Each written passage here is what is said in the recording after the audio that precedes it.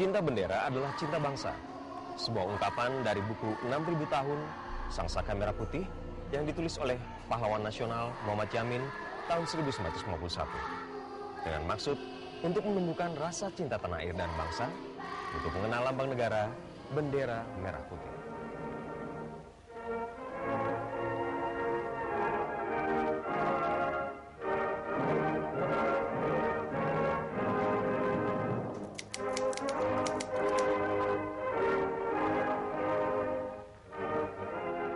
Sang Saka Merah Putih yang telah dikibarkan pada 17 Agustus 1945 sebagai tanda awal kemerdekaan serta simbol berdirinya Negara Kesatuan Republik Indonesia diusik keberadaannya oleh Belanda.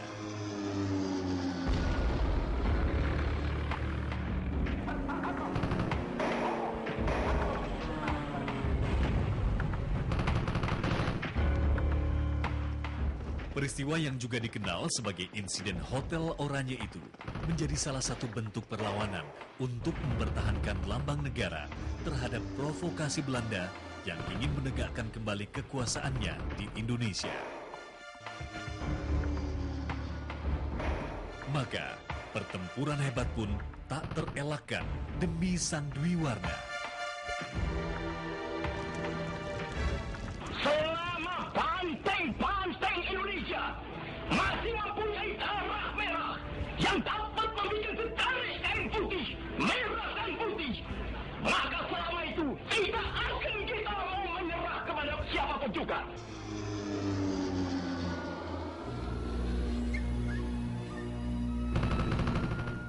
Tidak rela akan kemerdekaan tanah jajahannya, lagi-lagi Belanda tahun 1947 dan 1948 melakukan agresi militer ke beberapa daerah strategis di Indonesia.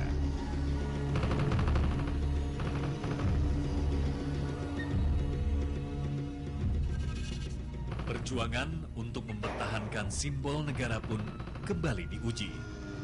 Yusuf Ronodipuro, seorang wartawan Radio Republik Indonesia RRI, menolak untuk menurunkan bendera merah putih yang berkibar di kantornya.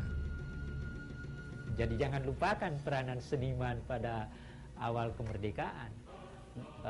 Avandi dengan coret-coretnya, Ibu Sud dengan lagunya, siapa lagi? Hairil Anwar dengan sajaknya. Itu sangat penting dan itu menjadi bagian dari membangun semangat merdeka. Sorak-sorak bergembira, ya. Banyak sekali, bagimu negeri.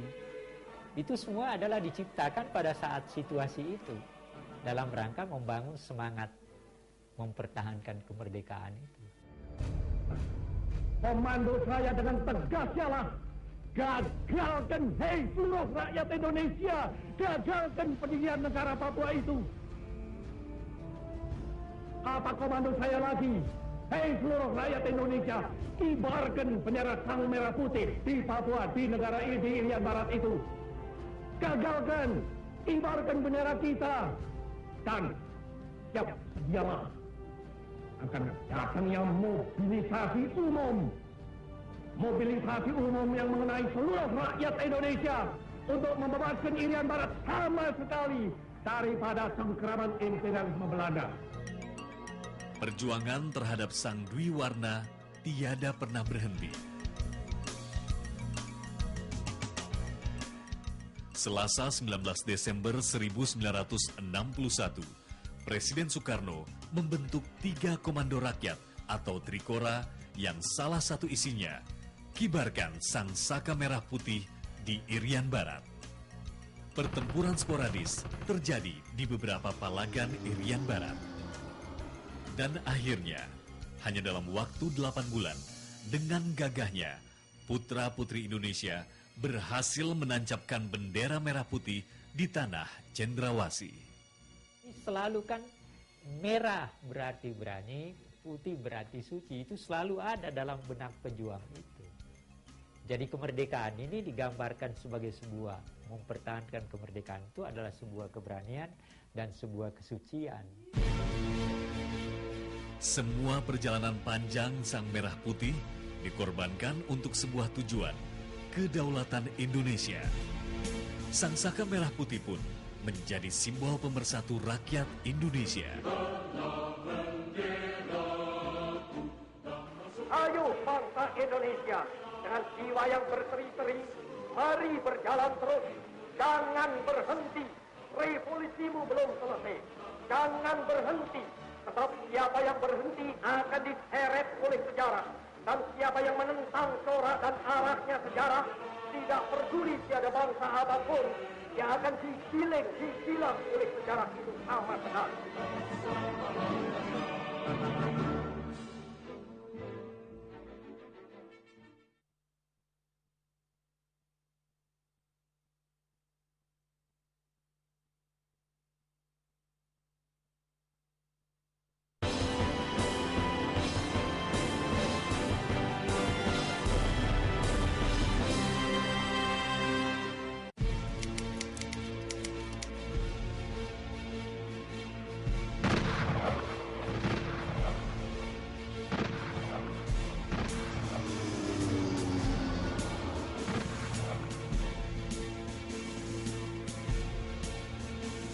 Kita bertujuan bernegara 1000 windu lamanya. Perjalanan Sang Dwi Warna tidak melulu dengan peperangan dan ceceran darah. Tahun 1922, Muhammad Hatta, seorang mahasiswa Indonesia yang sedang belajar di Belanda, membuat buku yang menggemparkan pemerintah kolonial Belanda.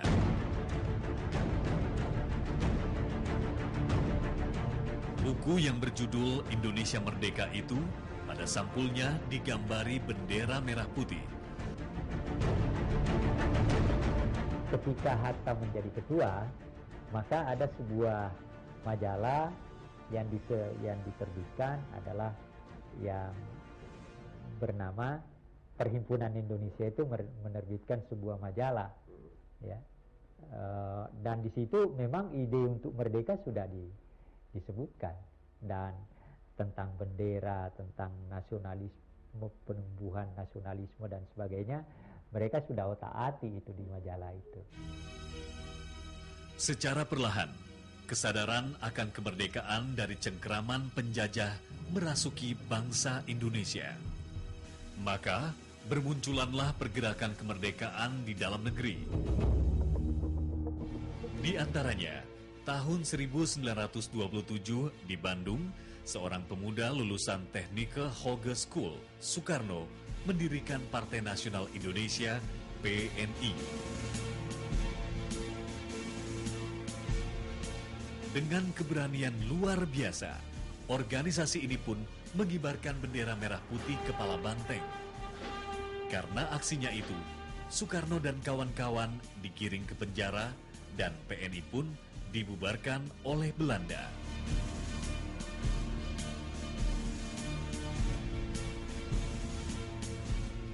Ketika kita berjuang, kita memerlukan simbol untuk membangun semangat. Itu Anda jangan lupa. Jadi mereka perlu simbol-simbol itu sebagai alat untuk membangun semangat, sebagai alat untuk mempersatukan diri dengan kawan-kawan. Maka diperlukan simbol berupa bendera, diperlukan simbol berupa hal-hal yang bisa mengikat, juga ideologis.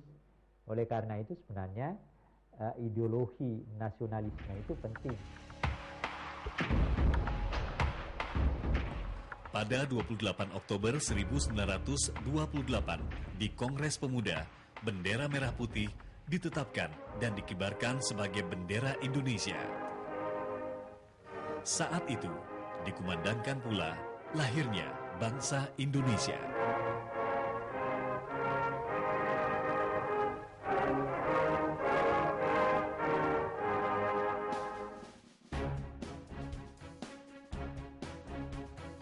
Tahun 1942, runtuhnya pemerintahan Hindia Belanda membuat kekuasaan beralih ke tangan Jepang. Sama seperti penjajah sebelumnya, otoritas Jepang pun melarang keras pengibaran bendera merah putih.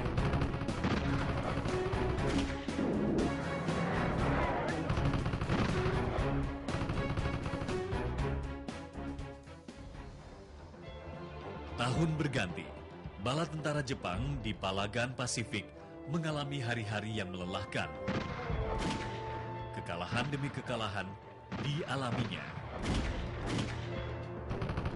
Mengetahui nasib Jepang itu, rakyat Indonesia pun makin gigih berjuang mengusir Jepang dari tanah ibu pertiwi.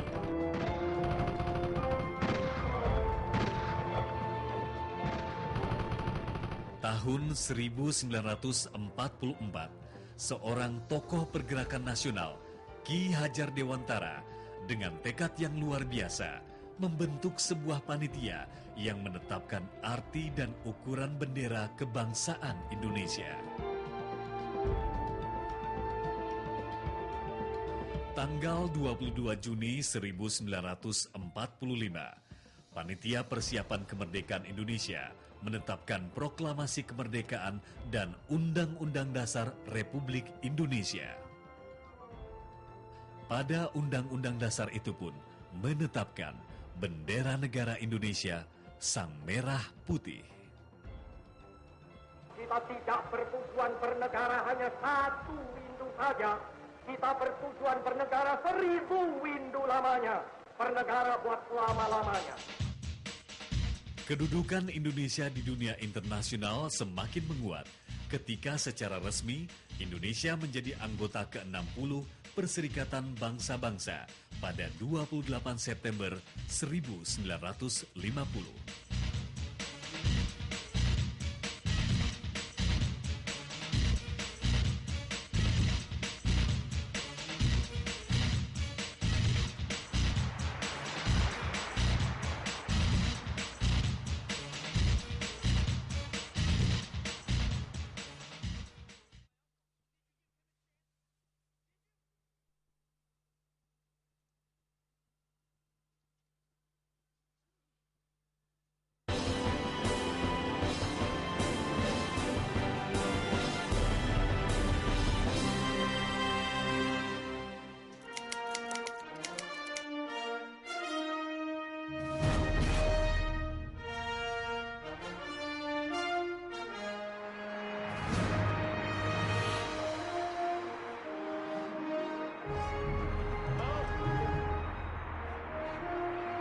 Keluar para pemirsa, maka emas kedua. Itulah yang dinamakan perjuangan untuk negara dilakukan.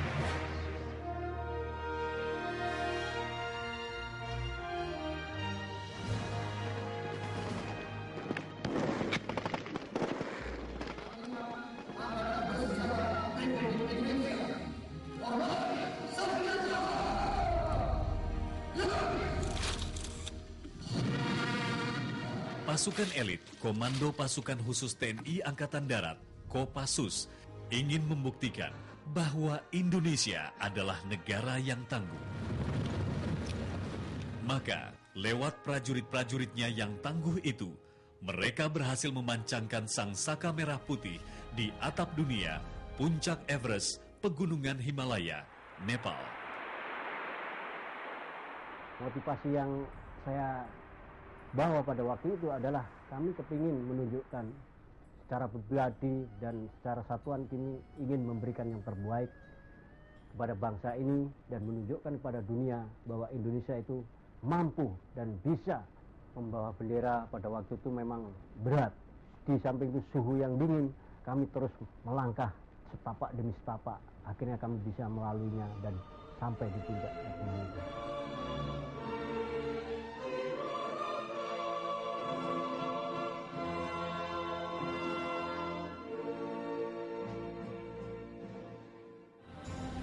Poin untuk Susi.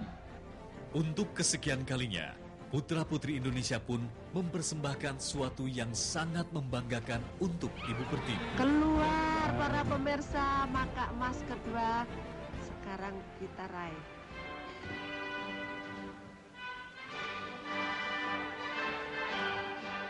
Sang saka merah putih berkibar dengan megahnya di bumi Katalan Spanyol. Bahwa semua atlet yang mungkin membawa nama Indonesia pastilah punya rasa nasionalis yang tinggi. Karena kita ingin selalu memberikan yang terbaik untuk bangsa ini. Dan kita selalu bercita-cita ingin mengibarkan merah putih di mancanegara. ada satu kerinduan buat saya. Aduh, mudah-mudahan saya berharap saya bisa melaksanakan tugas ini dan saya bisa mengibarkan merah putih di sana. Jadi satu keharuan, satu kebanggaan, dan ya mungkin nggak bisa dilukisin ya saat merah putih naik di tiang bendera, lalu Indonesia Raya berkumandang dengan tidak sadar dan dengan satu perasaan yang luar biasa. Itulah yang dinamakan perjuangan untuk negara dilakukan oleh Susi Susanti.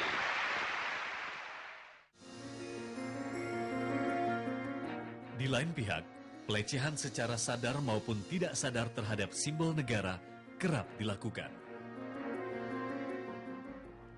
Karena pemimpin kita juga banyak sekarang yang tidak memberikan contoh dengan baik, termasuk tidak memperhatikan makna simbol-simbol itu lagi. Sangsaka Merah Putih secara resmi pertama kali dikibarkan pada suasana Indonesia dalam keadaan kritis. Tapi dengan semangat kemerdekaan yang tinggi, bendera yang dibuat Fatmawati Soekarno itu bisa dikibarkan. Kami dulu menaikkan bendera itu, kami berpendapat kalau bendera itu diturunkan, siapa menurunkan, taruhannya nyawa kami. Mudah-mudahan bendera kita ini jangan sampai turun kembali. Sebagai simbol kedaulatan negara, perlakuan khusus diberikan terhadap bendera merah putih.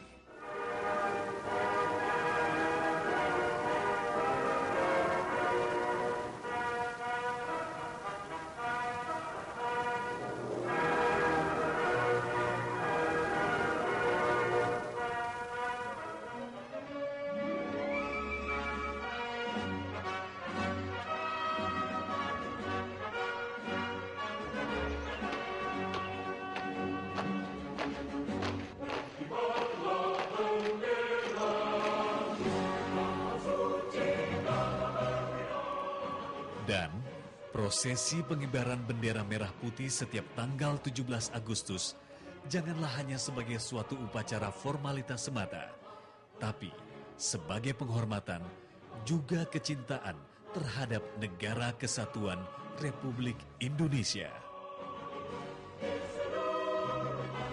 Sejarah merah putih yang sangat panjang bukan semata sebagai simbol pemersatu bangsa. Merah putih pun sebagai nyawa bangsa. Begitu besar makna dan arti merah putih untuk terus berkibar di negara ini, sebesar semangat para pahlawan bangsa ini untuk bangsanya. Berkibarlah terus bendera putih.